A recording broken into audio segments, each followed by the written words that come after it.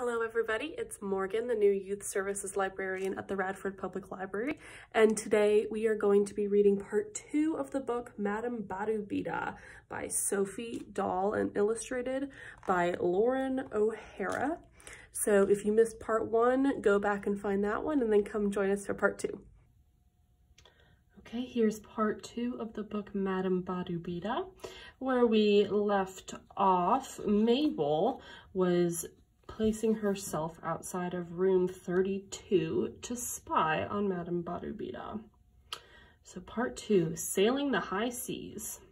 One Saturday morning, I got in position again, stationed outside room 32 and sat patiently scratching a hole in the carpet with my foot. Spies are patient, you see. This time, oh my, Madame Badobedah opened the door. She seemed to know I was on the other side. I pretended I was looking for a lost button.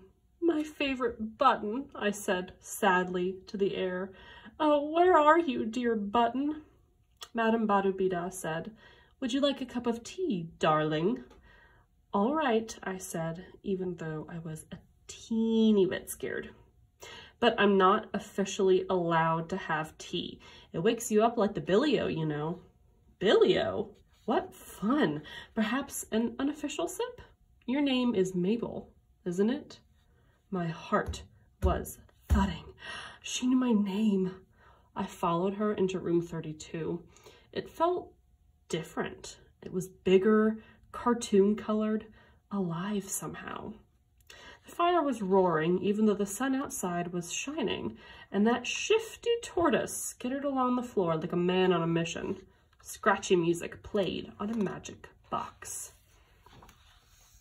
Madame Badobedah's dressing table stood up against the wall as if it had always been there. Pots and cloudy puffs and lipstick sat on top in the shadow of a huge bottle of perfume that read Shalimar. There was something like 507 drawers. I wanted to know what was in those drawers. It itched inside of me. I asked her, like I didn't care, so, what's in your drawers? Diamonds, coins from Cleopatra's tomb, things like that, Madame Badobedah said. My heart did a swan dive. I wore my best spy face, where my eyes give nothing away. I said. She poured me a cup of tea from a teapot that was wearing a sweater. Even he feels cold in this blasted country, the poor darling, she said. The bed in room 32 looked like a pirate ship. I decided it was time to put Madame Badobedah's villainy to the test. Do you know who Anne Bonny was? I asked her. Questions, questions. No, why don't you tell me, said Madame Badobedah. Anne was one of the most fearsome pirates of all time. She liked stealing gold, probably kept it in her socks. I stared into her eyes. I bet she had a picture of Anne Bonny in a heart-shaped frame somewhere. I'm a big fan of gold, Madame Badobedah replied smoothly. She sounds marvelous. That bed of mine is a pirate ship. I call it the Not-So-Jolly Roger. Shall we set sail, Captain Mabel? I thought about it. Aye, I said. I heard the seagulls cry, and somewhere in the distance, a sea shanty echoed through the mist. And feel free to stop the page here, or stop the video here if you want to take a closer look at this page. The Not-So-Jolly Roger crew was weary after months at sea. The ship was creaking with jewels, coins, and exotic animals. There was a dodo in the dinghy, and a one-eyed parrot snored soundly on the cannon. And there's the dodo. It was the first mate who spied the approaching storm as she fed her cats anchovies. Yuck, anchovies.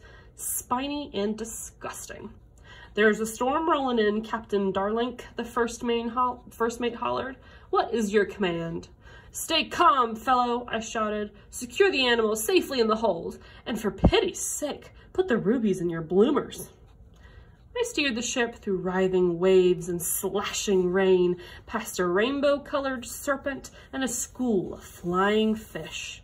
I need a toffee, too. Sweets are vital in a storm, I bellowed as I saw that sneaky first mate pop one into her mouth. I navigated my trusty ship around the treacherous rocks, leaning in as we missed them by a breath. And as the sun rose, we saw the green of land, and the animals sighed with relief. I straightened my hat as we docked. The tortoise, whose name was Boris, was a bit green around the gills and wobbly on his feet. It had been a successful voyage. Then I remembered, while she might be a good first mate, Madame Badobedah was still a villain, most probably a very dangerous criminal. Also, the room smelled of anchovies. Time to escape. Take care of your bloomers, I said, and ran downstairs. Part 2 and a half. Prehistoric bones and the excuses grown-ups make. All the grown-ups said that Madame Badobedah was very rude. My dad said that she was rude because she was lonely. My mom said she thought she was a princess. I remembered her tiara. Sometimes, before school, I was allowed to take the villain her toast and marmalade in bed. "Come in, Captain Mabel," Madame Badobedah would say, her voice a mixture of honey and sea stones, all clinking together in a jar. She'd sit up in bed with a cough and a rattle. A quick game of old maid before school. And darling, could you open the curtains, please? I'm prehistoric, and I don't think my bones have woken up yet. If it was raining, which it did a lot, she'd say, "Oh well, I shall just stay in the pirate ship all day." And she'd pull the covers up to her chin. I think that this was her big excuse to lurk inside all day, guarding her money sock. The weather is often used as an excuse by grown-ups. Once, the phone rang, and she picked it up and snapped, "No, I simply can't meet you at midday. I'm ludicrously busy." I held my breath. She snuggled back down into bed and winked at me. Busyness is another well-known grown-up excuse. But lying and avoiding people? Shady lady. Join us next time for part 3 of Madame Badobedah.